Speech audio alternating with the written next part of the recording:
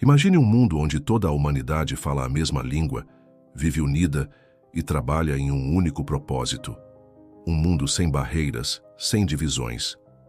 Mas e se eu te disser que essa união foi a maior ameaça que a humanidade já enfrentou? Foi exatamente isso que aconteceu na construção da Torre de Babel. O que muitos não percebem é que essa torre não foi apenas um edifício alto, mas uma declaração de guerra contra Deus.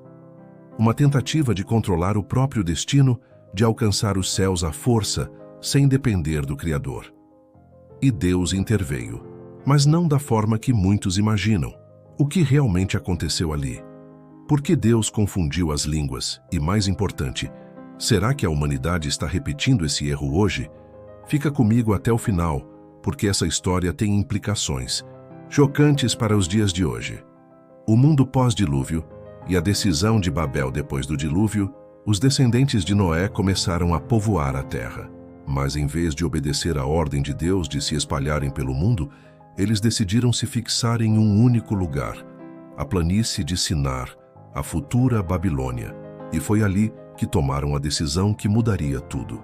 Façamos para nós uma cidade e uma torre cujo topo chegue até os céus, e façamos um nome para nós, para que não sejamos espalhados sobre a face de toda a terra.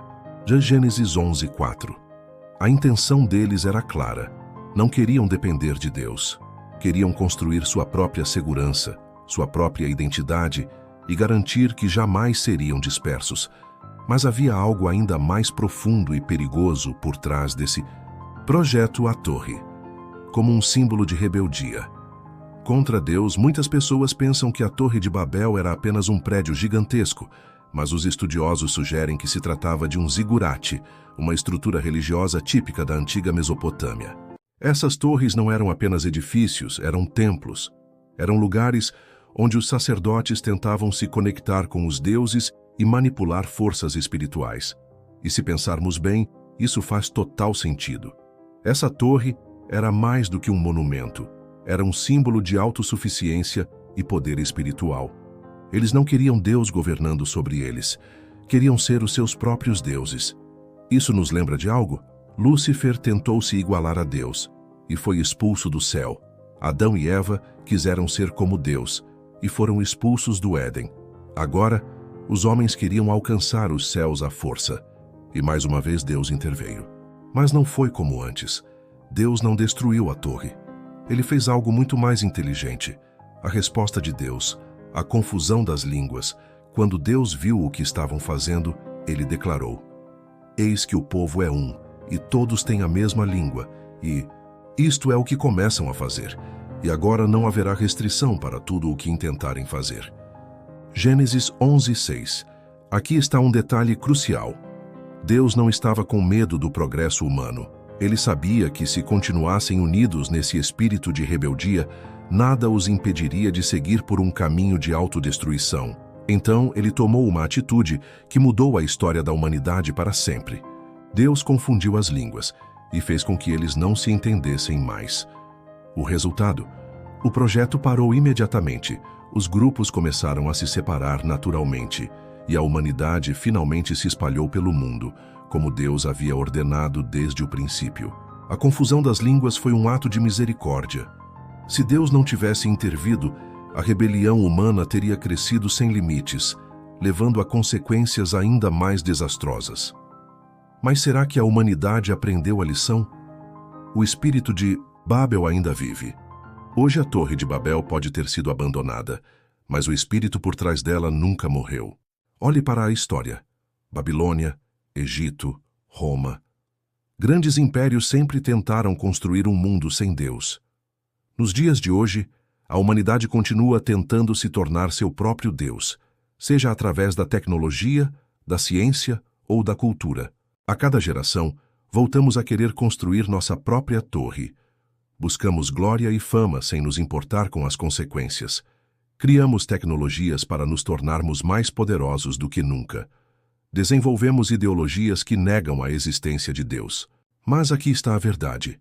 A verdadeira união da humanidade não vem da tecnologia, da política ou da cultura. Ela só pode acontecer por meio de Deus. E isso nos leva a um ponto muito importante: Pentecostes. A resolução do problema de Babel séculos depois, algo incrível aconteceu no dia de Pentecostes. Os discípulos estavam reunidos quando, de repente, o Espírito Santo veio sobre eles e começaram a falar em várias línguas. Mas dessa vez, em vez de confusão, as línguas trouxeram unidade.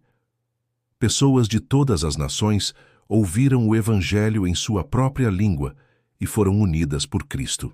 Isso mostra que o plano de Deus sempre foi reunir seu povo, mas não através de uma torre, e sim através do Espírito Santo. O que Babel dividiu, Cristo restaurou. O mistério das construções antigas. Ao redor da região do Iraque, há várias construções antigas que muitos acreditam ser relacionadas à Torre de Babel.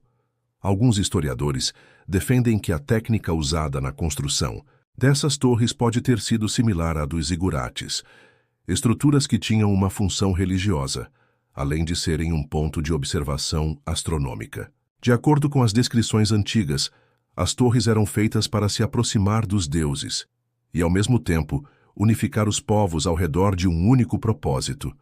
O mais intrigante é que, segundo estudiosos, essas torres eram símbolos do poder e da capacidade humana, ao mesmo tempo em que representavam uma tentativa de chegar ao céu, algo que está intimamente ligado à ideia da Torre de Babel.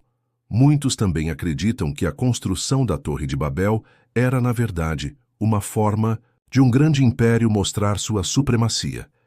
Quando observamos o mundo moderno, vemos várias construções que tentam seguir esse conceito de chegar aos céus. Seria a torre uma manifestação do desejo humano de controlar o divino e alcançar uma unidade mundial?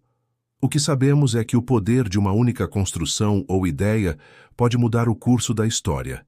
Talvez a Torre de Babel, mesmo que não tenha sido construída, tenha sido mais do que uma simples estrutura.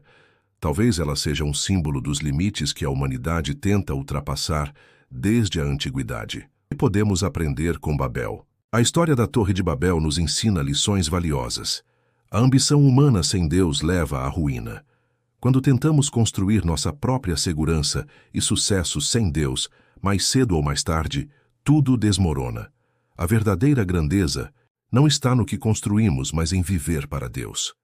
Deus não separou a humanidade para puni-la, mas para protegê-la de sua própria arrogância.